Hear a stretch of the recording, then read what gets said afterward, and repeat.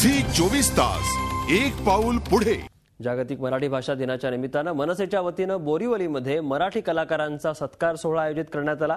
मनसे अध्यक्ष राज ठाकरेंच्या पत्नी शर्मिला ठाकरे यांच्या हस्ते अभिनेता स्वप्नील जोशी, गायक दिग्दर्शक अवधूत गुप्ते, बालक पालक चित्रपटाचे लेखक गणेश पंडित आणि अंबर हडप या मराठी कलाकारांचा सन्मान करण्यात आला। आमदार प्रवीण दरेकरांनी बोरिवलीतील सोना थिएटरमध्ये या कार्यक्रमाचं आयोजन केलं होतं। आपल्या माणसांसमोर, आपल्या मराठी माणसांसमोर मराठी सिनेमा बघत असताना आपलं कलाकाराचं मराठी कलाकार, मग ते लेखक असोत, ॲक्टर असो, संगीतकार असो, नृत्य दिग्दर्शक असो, पडद्यापुढचे असोत, पडद्यामागचे असोत, त्यांचा सत्कार, सन्मान होणं, त्यांचं कौतुक होणं यासारखा योग नाही आणि तो योग आजच्या दिवशी जुळून आला हे आणखीन चांगलं, आणखीन आनंद देणार आहे। मराठीतले काही चांगले नवीन चित्रपट लावून त्यांनी इथल्या लोकांना दाखवले।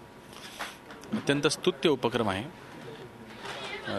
प्रवीण भाऊ दरेकर यांना मी शुभेच्छा दिल्या आणि त्यांना मी सांगितलं की केवळ हा एक दिवस न राहता एखादं थिएटर, जे आमचं सोना थिएटर आहे, जिथे हा फेस्टिवल घेतला गेला, तर सोना थिएटरमध्ये कायमच मराठी चित्रपटांना उदंड प्रतिसाद मिळतो।